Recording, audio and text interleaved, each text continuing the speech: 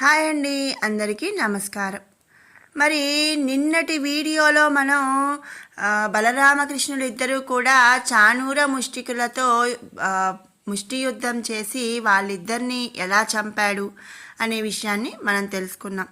మరి ఈరోజు కంసవధ ఎలా జరిగింది అనేది తెలుసుకుందాం. మరి ఈ కంసుడు అందరికీ కూడా అంటే మంత్రులకి అన్ని రకాల ఆదేశాలను ఇచ్చి మరి బలరామకృష్ణులను తన పని తాను పడతాను అని చెప్పి మరి ఆజ్ఞాపించాడట. చతురంగ బలాన్ని రమ్మని కంసుడు ఆజ్ఞాపించాడట. అది వినిన అంటే అది తెలిసిన కృష్ణుడు ఏం చేశాడండి, కంసుని మంచం మీదకి ఎగిరి కిరీటం పడగొట్టి మరి తలకు వక్షానికి అదిమి ఒక తాపులో అంటే ఒక ఉదుకులో కిందకు తోసి మరి కుప్పిగింతలు వేసి వీపు మీద తన్నాడట. మరి ఇక చెప్పేదేముందండి, వాడి ప్రాణవాయువు వాయువులో కలిసిపోయింది. కంసవధ ఇలా విచిత్రంగా ఏ ఆయుధం చేత కాకుండా జరిగిందని చెప్పి మనకి తెలుస్తుంది. అంతే, కంసవధ జరగడంతో పువ్వుల వాన కురిసింది, దేవదుందుబులు మ్రోగాయి, గంధర్వుల పాటలు మనోహరంగా వినవచ్చాయట.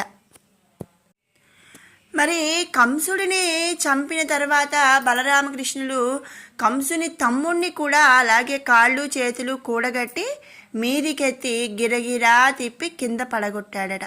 ఆ దెబ్బతో వాడి ప్రాణాలు అన్న ప్రాణాలలాగానే అంతరించుకుపోయాయి. మరి ఈ సంఘటన చూస్తున్న యాదవులు నందాదులు అందరూ కూడా మరి పరమ ఆనందభరితులయ్యారు. తరువాత ఇక బలరామకృష్ణులు దేవకీ వసుదేవుల వద్దకు వెళ్ళి పాదాభివందనం చేయగా మహా ఆనందంతో వారు కొడుకులను కౌగిలించుకున్నారు. మీరు దేవతలకు కూడా అసాధ్యములైన పనులు చేస్తున్నారు. మా అదృష్టవశాత్తు కొడుకులుగా పుట్టిన ఆ వాసుదేవుడే మీరు. మీ మాయకు లోబడి మేము మిమ్ము గుర్తించలేక ఇలా ఉన్నాము అని చెప్పి దేవకీ వసుదేవులు చెప్తున్నారు. మరి మా అందున్న మాయను పోగొట్టి భక్తితోనూ జీవితాలను పెనవేసి మా అందున్న అపరాధాలను బాపి రక్షించండి అని చెప్పి దేవకీ వసుదేవులు బలరామకృష్ణులతో చెప్తున్నారు. అప్పుడు కృష్ణుడు, అలా అనకండి, మేము మీ పిల్లలం, ఆదరాభిమానాలతో మీరు మమ్మల్ని పెంచుకుంటూ ఉండాలి అని తన మాయచే వారి వివేకానికి తెరగప్పి అలాగే అక్కడ ఉన్న బంధుమిత్రులను చూసి సముచిత రీతిగా మాట్లాడాడట.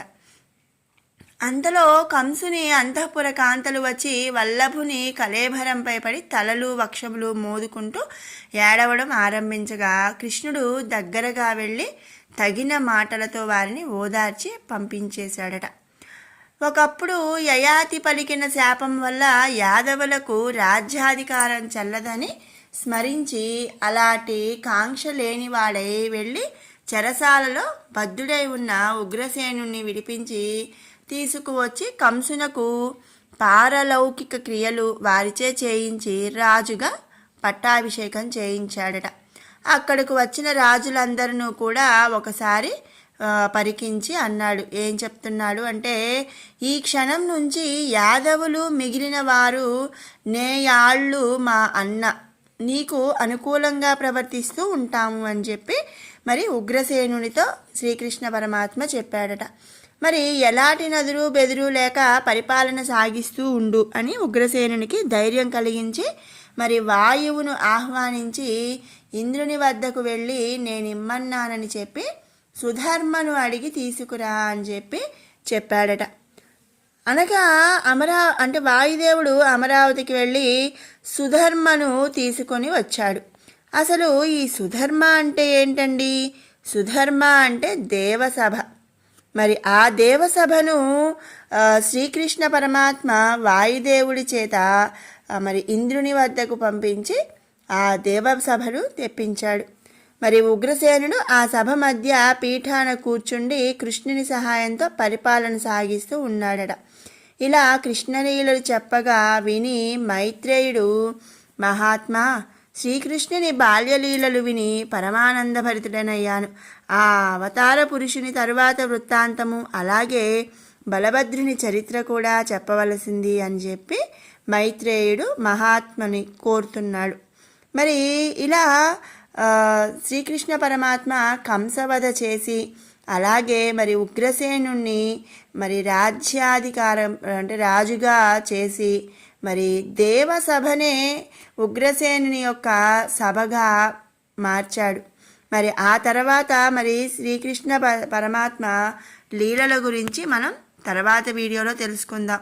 మీకు ఈ వీడియో నచ్చినట్టయితే లైక్ చేయండి, షేర్ చేయండి. అలాగే మరిన్ని అప్డేట్స్ కోసం మన ఛానల్ని సబ్స్క్రైబ్ చేసుకోండి. Thanks for watching.